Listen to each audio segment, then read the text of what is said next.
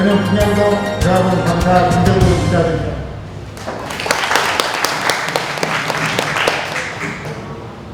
오늘 저희에게 담비와 같은 말씀을 해주실 김상현 대표님에 대하여 간략한 말씀을 드리도록 하겠습니다. 저희에게 희망을 주시고 올바른 정비 사업을 하기 위해 조합원의 권리와 의무에 대해서 강의하여 주실 김상현 대표님을 뜨거운 박수로 모시도록 하겠습니다. 안녕하세요. 김상현입니다.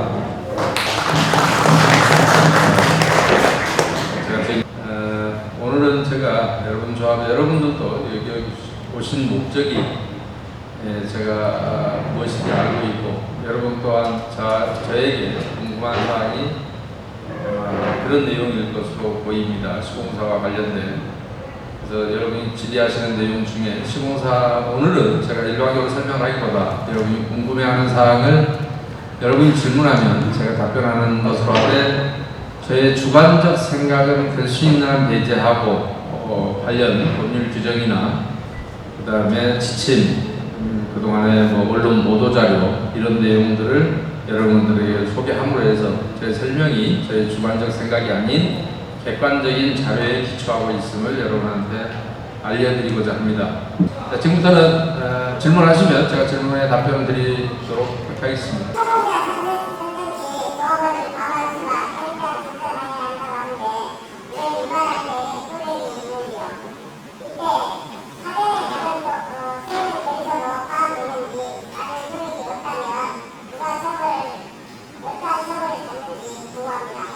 구도시정비법 11조 1항이 시공사를 선정하고자 하는 경우에는 조합 설립 인가구에 국토교통부 장관이 정하는 바에 따라서 경제 입찰의 방법으로 선정해라 라고 되어 있었습니다.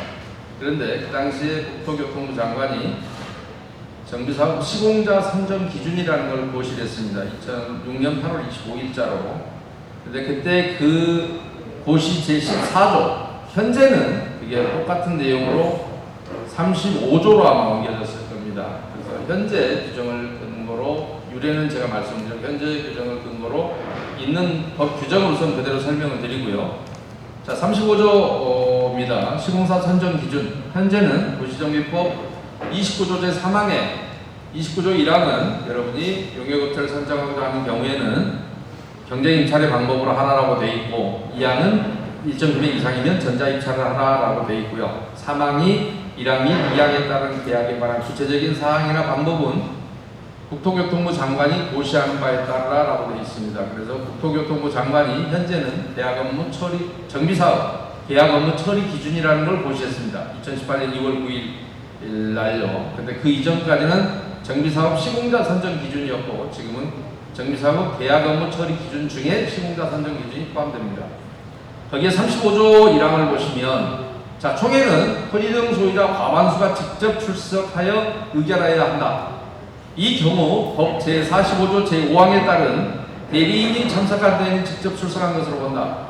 법 45조 5항은 본인이 하는 게 원칙이지만 서면으로 의결권을 행사할 수 있고 대리인의 요건을 세 가지로 정해놨습니다. 직계 좀비소, 그다음에 해외에서 국내 대리인을 정한 경우, 아니면 또 법인이 대리인을 정한 경우 이렇게 세 가지로 한정을 해놨습니다. 그래서 그런 대리인이 서면으로 하든지 그런 대리인이 직접 의결권을 행사할 수 있도록 해놨습니다. 그런데 35조 시공사 계약업무 처리 기준 35조 2항에 보면 조합원은 제1항에 따른 총회 직접 참석이 어려운 경우 서면으로 의결권 행사할 수 있으나 서면 결의서를 철회하고 시공사 선정 총회에 직접 출석하여 의결하지 않는 한 제1항의 직접 참석자에는 포함되지 아니한다. 그러니까 여러분이 이 얘기를 두 가지만 다시 설명을 드리면 의사정족수라는 게 있습니다. 총회를 대의하기 위한 정족수죠. 그게 조합원 과반수가 참석을 해야 한다는 얘기입니다. 그러나 의결 정족수에는 서면도 포함하겠다 이 취지입니다. 무슨 얘기냐면 자, 그 의결 정족수는 그 2항에 총회 직접 참석의 경우에 의결권을 행사할 수는 있으나 서면 결의서를 철회하고 한 때만 가능하다 이렇게 해놨지 않습니까? 그래서 그 얘기는 무슨 얘기냐면 서면 결의서여도 의결 총수에는 포함하지만 과반수가 직접 출석을 하지 않으면 총회를 개의할 수 없다 이런 얘기입니다. 의결권 행사할 수 없도록 했기 때문에 그래서 당시에 8월 23일 날 2006년 8월 23일 날 국토부에서 그 당시에는 건설교통부입니다. 건설교통부 됐다, 국토해양부 됐다, 지금 교통부 됐지 않습니까? 근데 건설교통부에서 당시에 보도자료를 이렇게 내서 주된 내용이 뭐냐면 지금도 이건 똑같이 유지되고 있습니다. 첫째는 서면결의서 진구 금지 및 서면결의서 의사정족수 산입 제한, 그 다음에 건설업체 및 업체 관련자가 시공자 선정에 관한 서면결의서를 매수하여 조합에 제출함으로써 총회 의결을 거치기도 전에 시공자로 선정되는 것이 관행처럼 굳어져 있고 이걸 만든 이유를 설명하고 있습니다. 여러분 조합의 지금이 2006년부터 지금 몇 년이 흘렀습니까? 여러분 조합은 전혀 발전하지 않고 있습니다.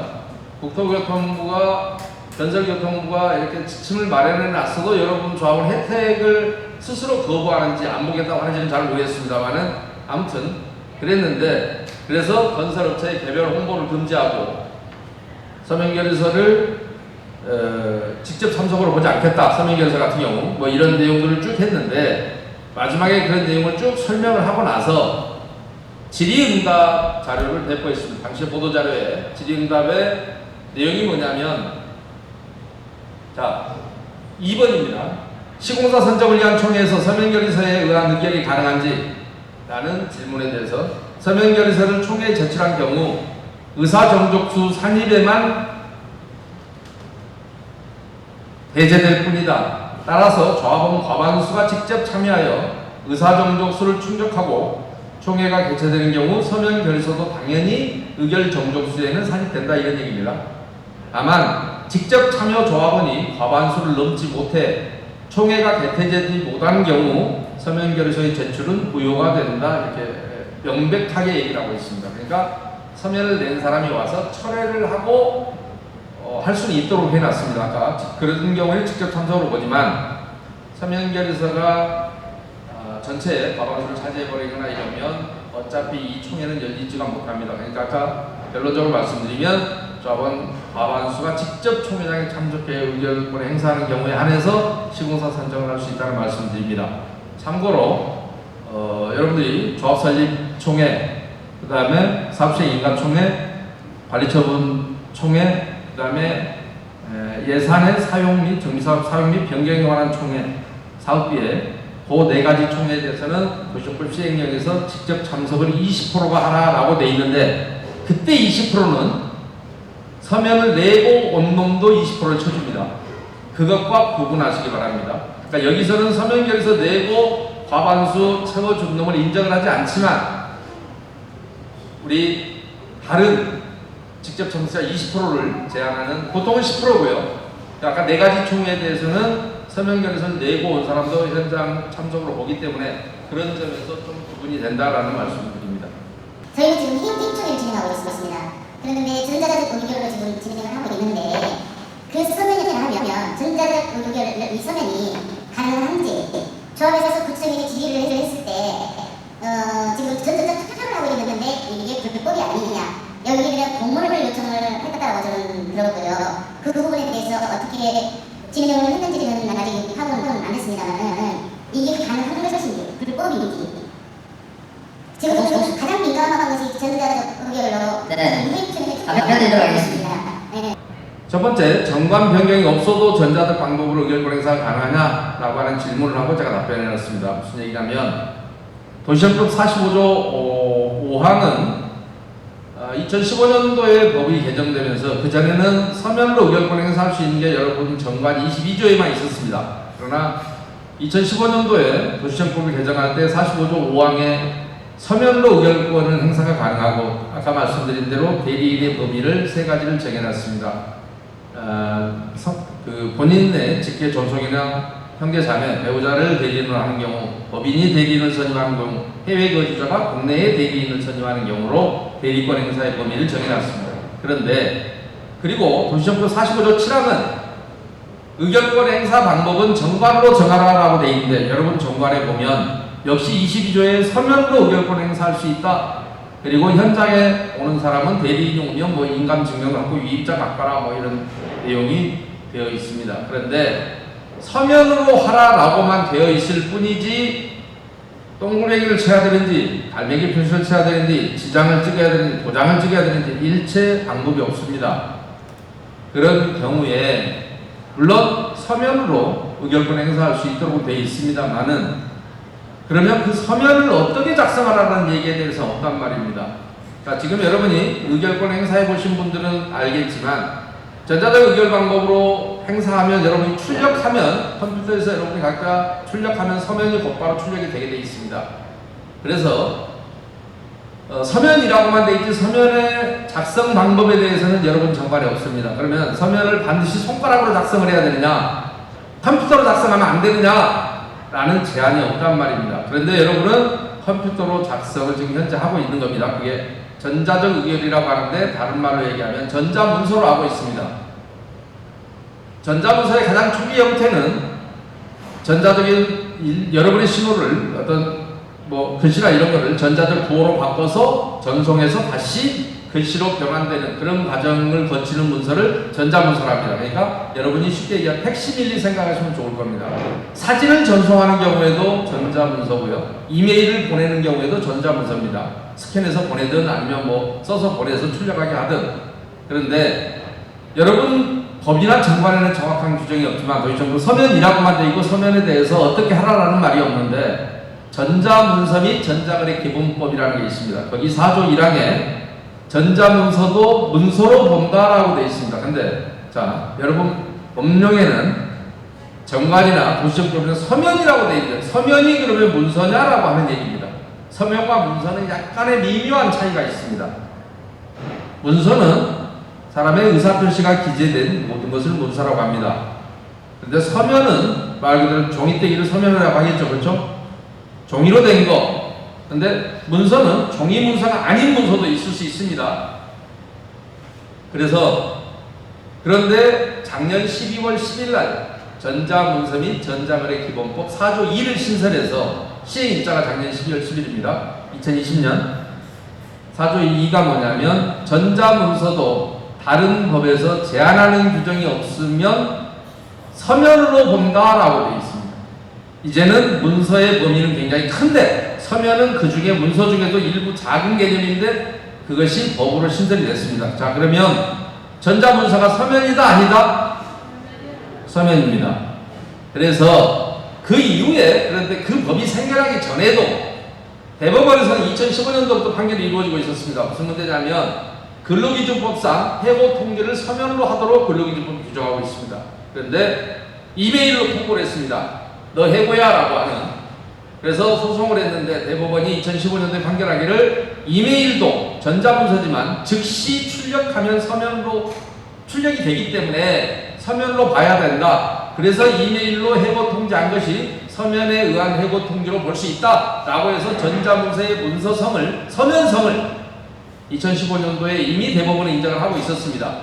그런데 전자문서 및 전자거래 기본법이 작년 12월 10일 날 바뀌었기 때문에 이제는 거기에 대한 논란의 여지가 없어졌습니다. 법률을 조금이라도 아는 사람은 법을 여러 개를 짬뽕해 보셔서 여러분이 보셔야 됩니다. 법률을 보실 때는 한 가지 법만 보면 안 됩니다. 자, 그래서 제가 근데 여러분들은 자 광주지방법원에 소송하면 앞으로 소송하시게 될 겁니다. 광주에서 사례가 하나 있습니다. 작년 2019년 저는 2017년부터 그래서 서울의 동부지방법원에서 제가 전자투표로 임원 선임을 하고 소송이 붙었는데 정관에 제한하는 규정이 없지 않느냐 전자문서에 대해서 그래서 유효하다는 판결을 받은 바가 있는데 이건 제가 판결을 받은 게 아니고 그건 제가 동부지검에 제가 받았고요.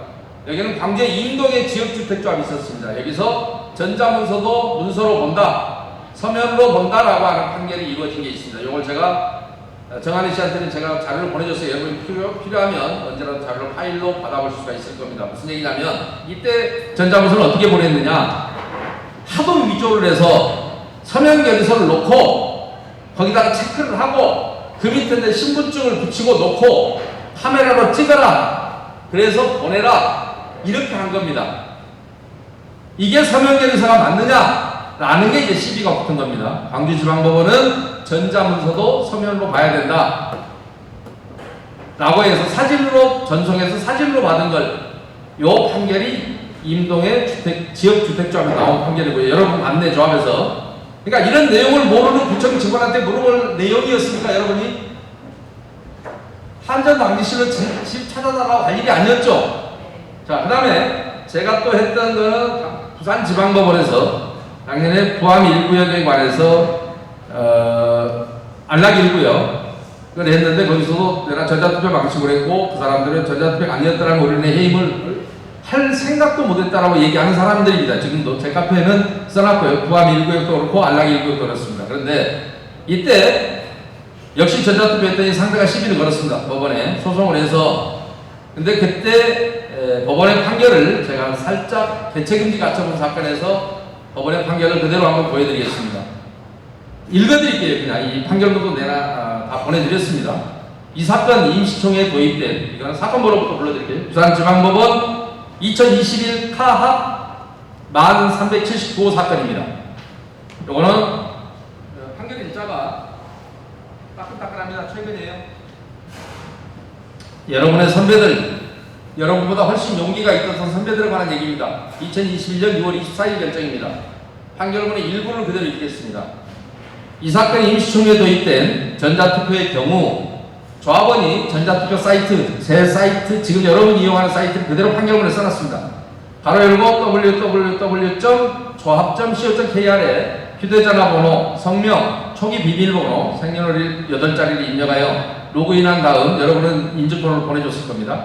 비밀번호를 각자 변경하여 변경된 정보를 저장할 수 있고 조합원의 인터넷 등록 정보가 조합에 등록된 정보와 동일할 때 투표가 가능하게 된다. 이와 같은 이 사건 임시총회의 전자투표 방식은 총회에 직접 참석하지 못하는 조합원들의 서명결서 제출을 통한 의결 방식과 본질적으로 다르지 않다고 보이는 바 임시총회에 투표의 불법적 대리투표가 이루어지거나 투표 결과가 조작될 가능성이 높다는 점이 소명되었다고 보기 부족하다. 상대가 조작한다고 얘기했거든요. 또한 현장 투표나 서명결서의 제출의 경우에도 투표 이후에 철회가 원칙적으로 가능하지 않으므로 전자투표 방식에서 철회 방법을 부존재한다는 사정만으로서는 위협하다고 볼 수 없다. 그런데 전자투표에서는 안 하지만 실제로 처리해달라면 처리합니다. 자기들이 철회 방법이 없더라 라고 이제 얘기를 해서 그랬던 겁니다. 그래서 그런 내용이 있었고요. 그 뒤에 또 효력정지를 그랬더니 이거 법원의 판결 못 믿겠습니다 하고 총회 끝난 뒤에 또 효력정지를 신청했어요. 근데 이때는 훨씬 더 자세하게 판결해 줬습니다. 재판부가. 여기도 보시면 조합원이 일부만 읽어드립니다. 조합원이 전자적 의결 방법에 따라 지정된 웹사이트에 접속하는 안건에 대하여 입력한 찬성, 반대 기권의 의사표시는 정보 처리 시스템에 의하여 전자적 형태로 송실, 수실 또는 저장된 정보에 해당하여 전자문서 및 전자거래 기본법 제2조 1호가 정하는 전자문서에 해당하고 제가 아까 설명했지 않습니까? 이건 답변서는 전부 제가 썼거든요. 동법 제4조 1항에 따라 전자적 형태로 되어 있다는 이유만으로 법적 효력이 부인되지 아니한다.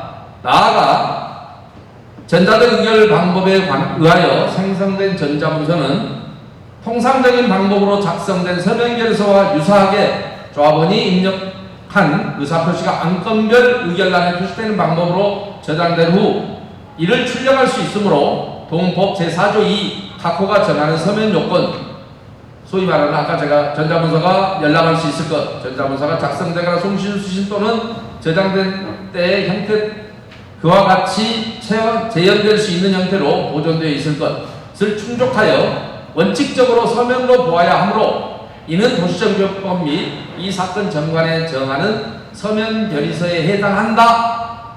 그 뒤로도 아주 깁니다. 그러나 그 뒤에는 더 읽을 것도 없습니다. 훨씬 더 보충 설명을 하고 있고 이 판결에서도 여전히 아주 자세하게 전자투표에 대해서 요 부분 아주 자세하게 써놨습니다. 네, 이상 더 자세한 설명이 필요할까요? 예, 또 다른 분 질문해 주시면.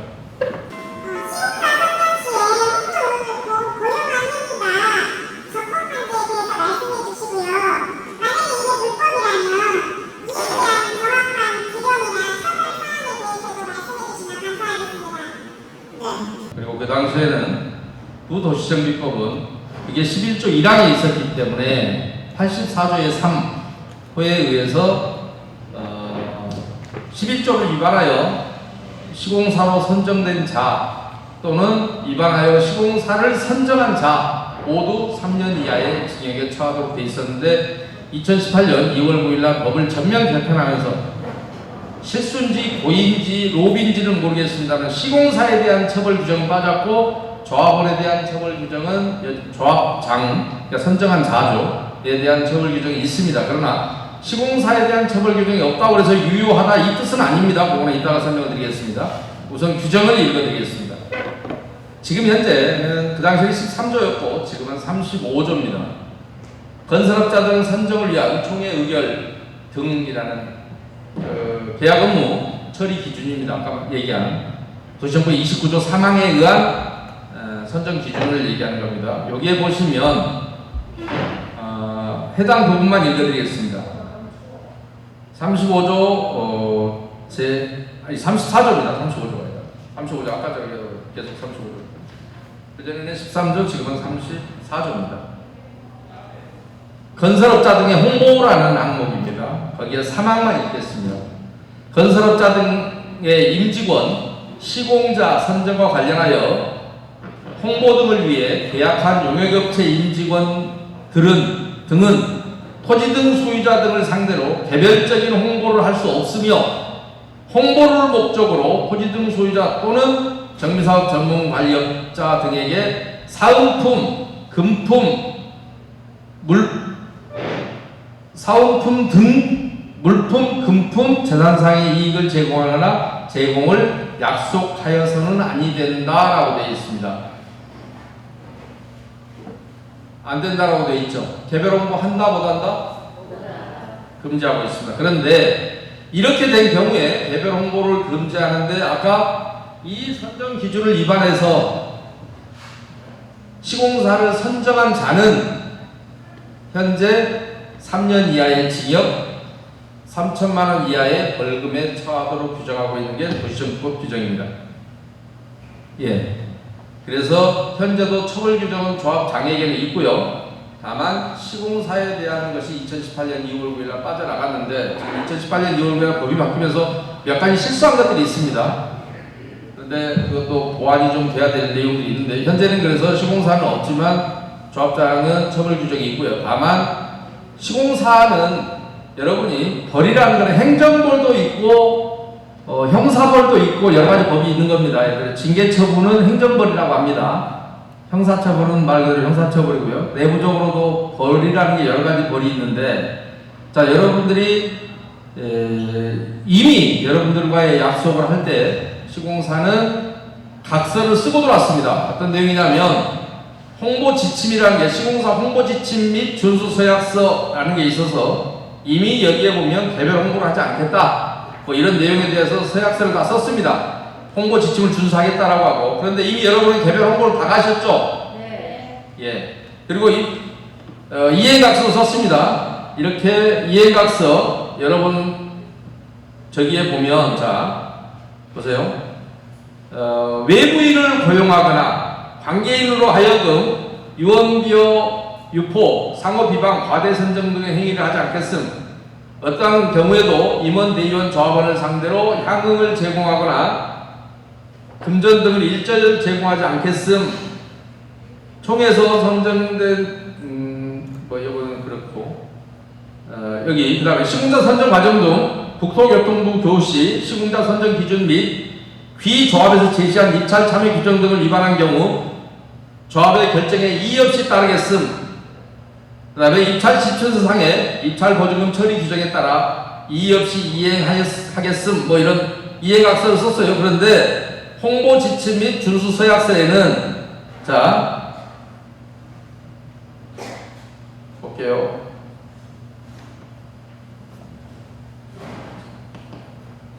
여러분들이 계약 업무 처리 지침을 위반했을 때 잠깐만요. 조합의 사전 승인을 정보물 제작 및 배포 금지, 합동 설명회, 그다음에 합동 설명회는 내외 도열 및 일체 홍보 행위 뭐 등등 여러분 나름대로 선정기준 34조 3항을 준수하며 여기 있네요. 부정행위 6번에 준수서약서 정비사업 계약 업무 처리 기준 4장 시공사 선정 기준 제34조 제3항이 아까 읽어드린 겁니다. 3항을 준수해야 하며 위반해서는 안 된다. 그 대신에 제재 조치는 뭐냐? 적발시 입찰 무효 및 선정 자격 박탈. 근데 입찰 보증금도 여러분 조합이 조치하는 대로 따르겠다라고 되어 있습니다. 그런데 당연히 여러분 조합들은 이것을 입찰 관계에서 저기를 하지 못하도록 하기 위해서 입찰 보증금을 받는 겁니다. 계약할 때는 계약 이행 보증금을 또 따로 왔습니다. 입찰의 부정행위를 못하게 하기 위해서 입찰 보증금을 받는 거예요.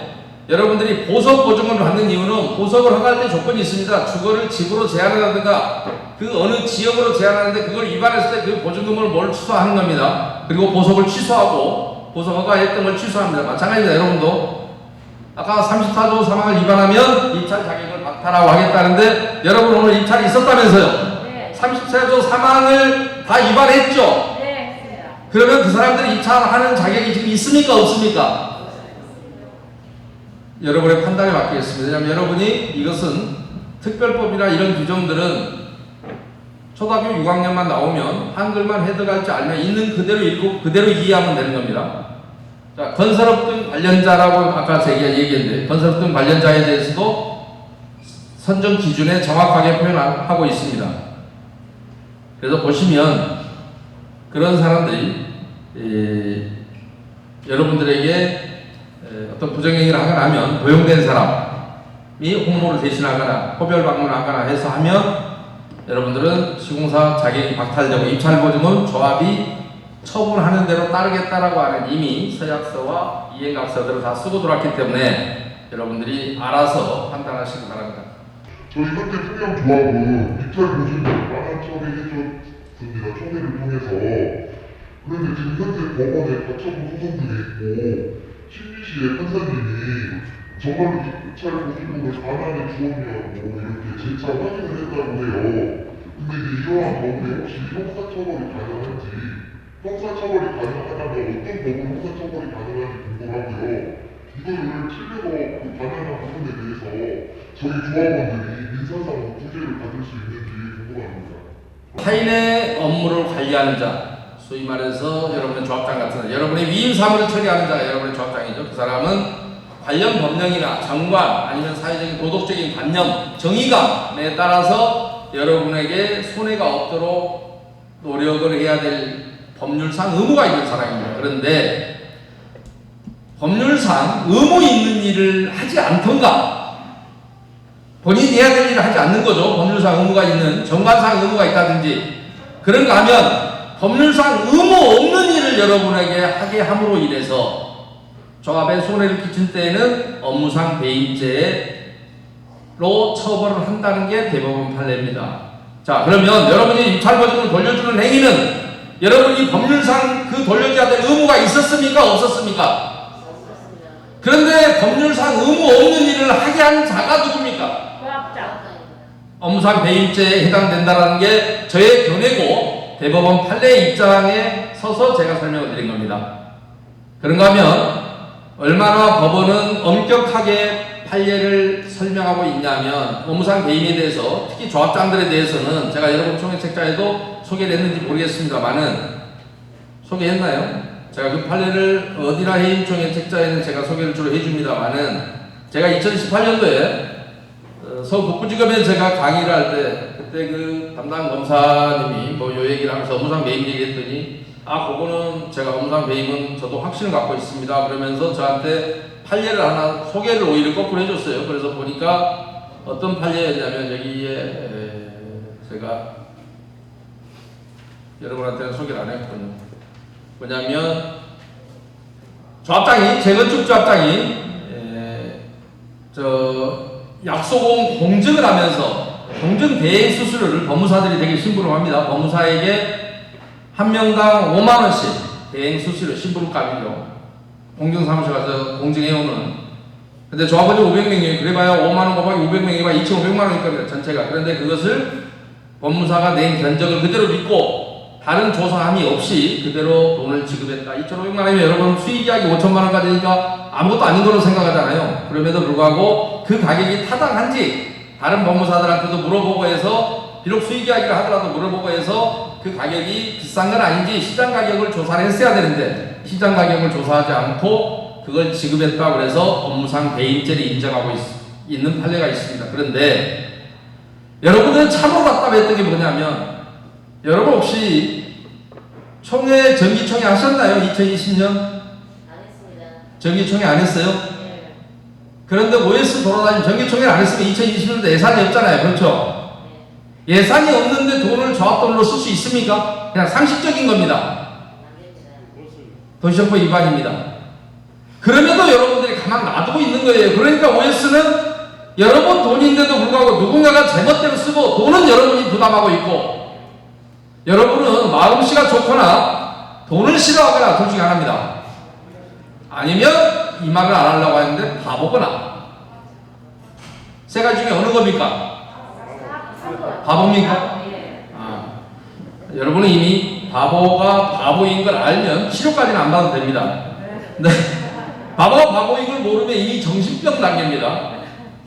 정신병과 신경증을 구분하는 대표적인 게 본인이 문제가 있다는 걸 실제로 정신과 의사들 그렇습니다. 실제로 본인이 본인에게 문제가 있다는 걸 인식하면 신경증입니다.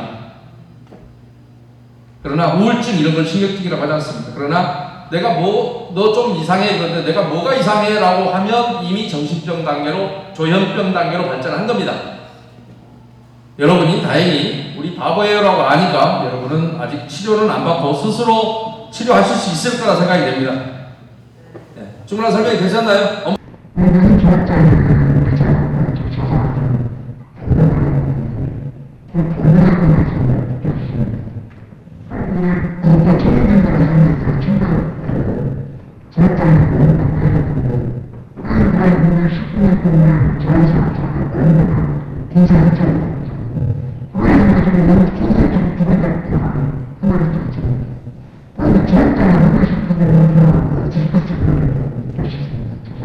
누군가가 여러분의 권리를 뺏어갔을 때 그 권리를 회복하기 위해서 노력을 해야 되고 그것은 지구 끝까지라도 쫓아가서 그 사람으로 인해서 입은 손해를 여러분이 회복하겠다는 의지가 없으면 여러분 조합은 앞으로도 또 누군가에게 또 당해야 됩니다. 왜요? 여기는 돈을 먹어도 손해를 끼쳐도 조합원들이 아까 얘기대로 바보라서 아무 짓도 하지 않기 때문에 여기 와서 못 먹으면 오히려 바보다 이런 소문이 나겠죠.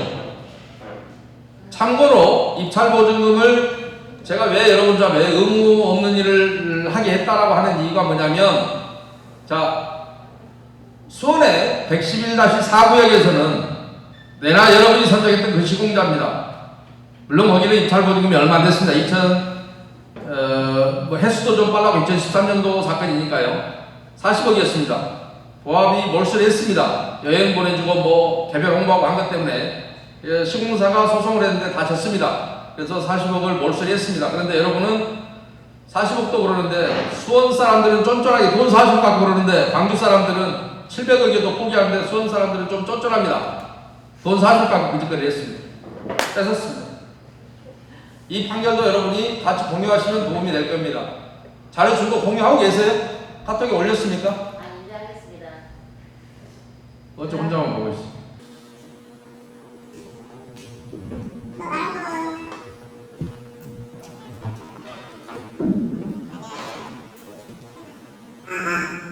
안녕하십니까. 삼성동-4번지 조합원 최원입니다.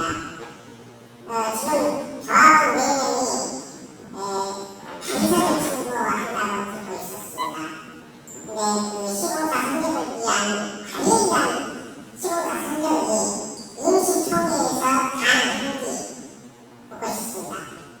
조합원 10분의 1 이상의 발의가 있는 경우에 해임받아 대표가 그 조합장을 대신해서 총회 소집과 진행을 할 수 있고 여러분이 지금 그걸 하고 있는 겁니다. 발의자 대표가. 그런데 총회 개최 요구를 할 수 있는 사람이 두 사람이 있습니다. 조합원 5분의 1 이상의 요구가 있거나 대의원 3분의 2 이상의 요구가 있으면 3분의 1 이상의 요구가 있으면 총회를 요구할 수가 있습니다.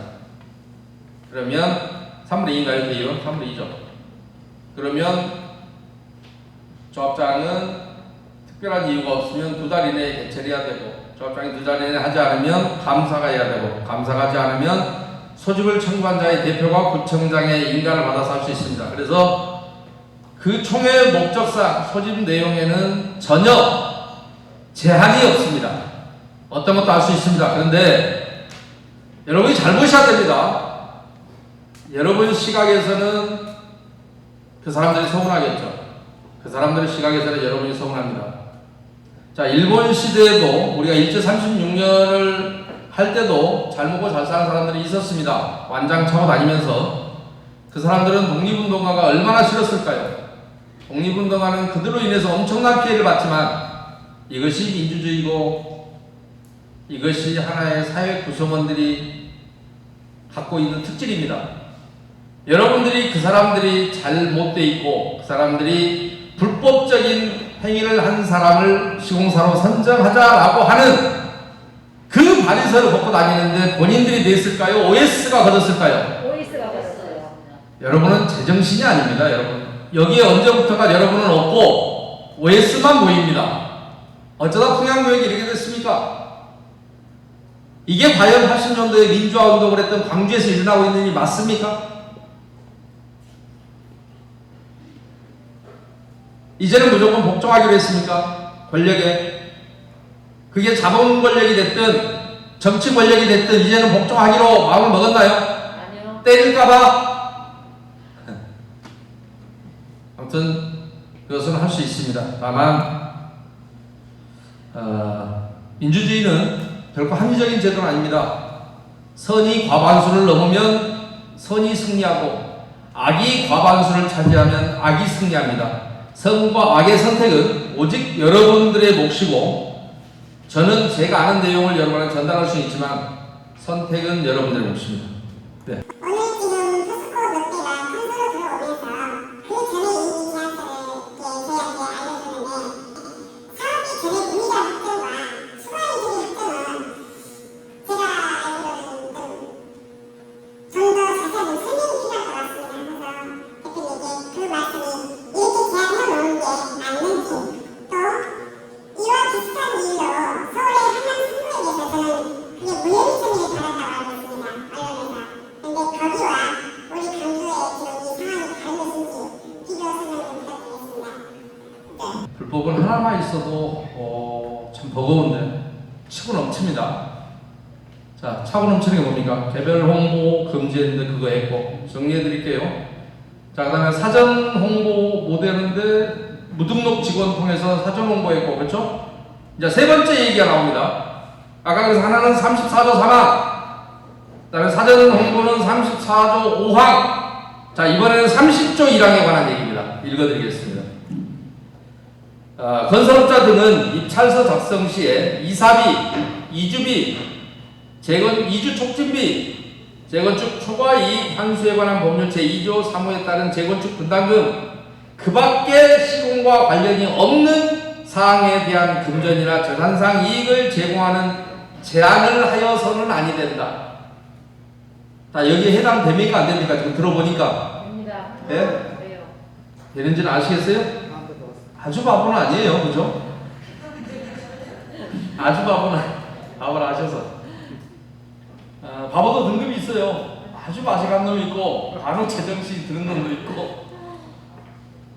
그런데 자, 이주비를 준다든가 이사비를 준다든가 재건축과 시공과 직접 관련이 없는 이익이죠. 그런데 분명히 이것은 안 된다라고 되어 있습니다. 그런데 자, 좋은 질문 하셨어요. 한남 3구역에서 무혐의가 이 당시에 수사 의뢰하면서 난리 버거지가 벌어졌는데 국토부가 직접 나서서 뭐 했으니까요. 그때는 서울 북부지검, 제가 그때 교육했던 건설비리 중점수사청으로 서울 북부지검이 지정돼 있었기 때문에 지금은 이제 무야무야 되어버렸습니다. 경찰로 수사권 이양되면서. 그래서 한남은 원래 서부지검 관할인데 북부지검에다가 고발 조치를 했던 겁니다. 그 배경부터 여러분이 아셔야 됩니다. 서울 북부지검이 건설비리 중점수사청으로 지정될 수 있었던 것은 북부지검 관내가 서울시가 전국에서 재개발 재건축 사업장이 제일 많지만 서울 시내 중에서도 북부지검 관내가 전체의 46%가 차지하고 있었습니다. 왜냐하면 여러분 아시다시피 노원, 상계, 무슨 강북의 장이동 뭐 등등 재건축 재개발 때가 북부에 많습니다. 강남은 별로 없고 그래서 북부지검을 지원한 겁니다. 서부는 의약품안전청이 있다 해서 의약품 담당, 울산은 현대 공장이 있으니까 뭐 안전관리 뭐 관련해서는 산업안전은 울산지검 뭐 이런 식으로, 금융범죄는 남부지검 뭐 이런 식으로 전문 수사청들을 지정을 했었어요. 그래서 북부에 가게 됐고, 그런데 북부에서 무혐의가 났습니다. 첫 번째 이유는 그겁니다. 시공사에 대한 처벌 규정이 없다. 형사처벌 규정이 없답니다. 여기서는 행정처벌은 다른 겁니다. 이걸 위반해서 시공사 자격을 박탈한다고 하는 건 다른 개념입니다. 그죠? 형사처벌과 행정책임은 다르다고요. 그런데 과거에는 있다가 2018년 2월 9일 날 없어져 버렸다 그랬잖아요. 자, 그런데 그럼 왜 조합장은 처벌 안 했느냐? 예비병을 입찰을 했는데 조합에서 선정하기 전에 고발 조치를 해버렸잖아요. 선정이 안 됐단 말입니다. 아까 선정한 자를 처벌한다 그랬죠? 선정한 자가 아니에요, 조합장이. 왜요? 미리 고발 조치하는 바람에 시끄러우니까 총회에 못 갔다고요. 입원해서 갔어요, 총회를. 그러니까 기수에 이르지 못했어요. 정확히 얘기하면 미수에 그친 거예요. 특별법에서는 뭐 미수가 없습니다만 굳이 설명하자면 미리 국토부가 고발 조치하는 바람에 선정을 못했어요. 수사가 시작되니까. 그래서 조합장도 처벌을 안 받은 거예요. 죄가 없어서가 아니고 구성 요건에 해당이 안 됐던 겁니다. 자, 그러나 입찰 보조금을 몰수하는 것은, 여기도 제가 제 카페에 들어오시면 한남 상무역은 1,500억씩 세 군데가 그렇습니다. 입찰 보조금 4,500억 띄어야 된다고 제가 계속 주장하면서 그때 포스코 이 판결문을 제가 제 카페로 소개하고 있습니다. 띄어 먹으라고 빨리 돌려줬어요. 왜냐하면 무혐의도 하고 어쩌고 하니까 돌려준 거예요. 아니, 그 문제가 아니에요. 입찰 시에 OS 쓰고 했다는 건 천하가 다 알아요. 거기도 자료가 넘쳐나요. 저한테도 갖고 있으니까. 근데 조합원이 안 하는 건 그거냐고. 조합원이 가만히 있고 조합장을 안 바뀌는데 어떻게 해요? 여러분도 마찬가지입니다. 아무리 눈앞에서 억울하고 무슨 일이 벌어져도 여러분이 그 행위를 했던 사람은 그 돈을 다시 갚을 생각이 없는 사람이겠잖아요. 그죠? 여러분의 돈을 뺏길 생각이 없는 여러분이 나서기 전에는 이 문제는 해결 안 됩니다. 그래서 한남 상무역이 무혐의 결정이 났던 것이지 잘못이 없다는 뜻이 아닙니다. 거기도 똑같이 1,500억씩 다 돌려줘버렸고, 이번에 현대 대림이 빡세게 붙어서 현대가 선정이 됐는데, 이번에는 그러니까 왜 썼다고 고소하면 형사처벌 받습니다.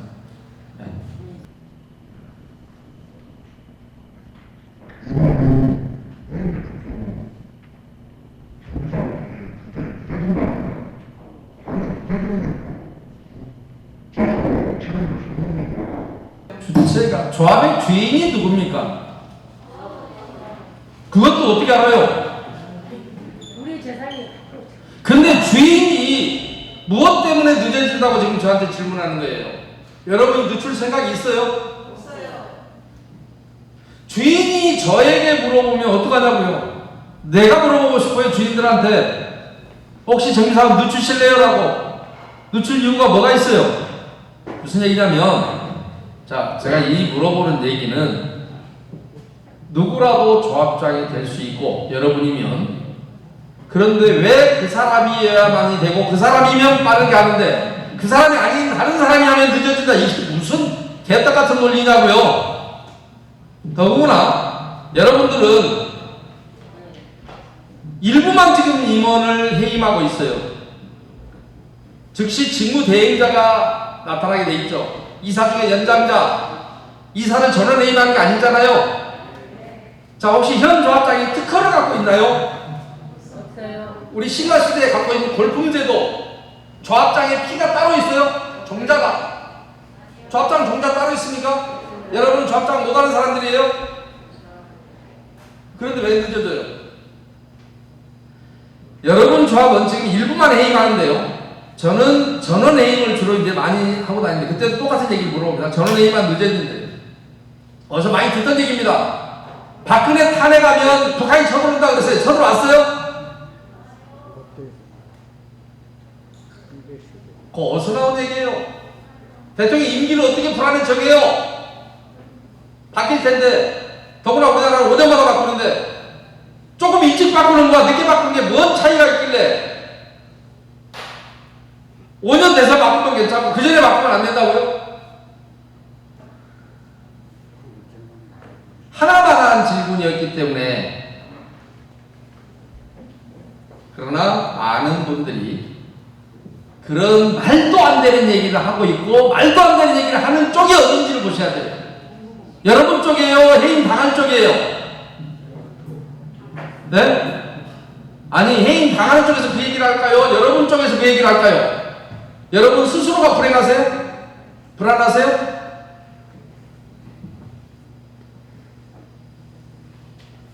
바로 그것은 해임 당하는 쪽에서 하는 얘기입니다. 항상. 근데 그 얘기를 언제까지 믿고 언제까지 따르실지는 여러분의 선택입니다. 그래서 여러분한테는 대단히 좀 자존심이 걸리는 문제일 겁니다. 여러분 입장이 되면 우리가 마지막 OS로부터의 희생을 당하는 시공사가 행패를 부리는 마지막 역사의 장에 여러분 조합이 현재 놓여있다. 선택은 두 개의 카드가 있겠죠. 이쪽이냐 이쪽이냐. 이쪽으로 갔더라면 이쪽으로 갔더라면. 자, 이상으로 설명 마치겠습니다. 수고하셨습니다. 앞으로 계속 카페나 유튜브에서 조합원님들과 함께 할 것입니다. 이렇게 자리를 같이 해주신 조합원 여러분들께 다시 한번 정상훈 위원회에서 감사의 말씀드립니다. 감사합니다. 네, 지금부터 이제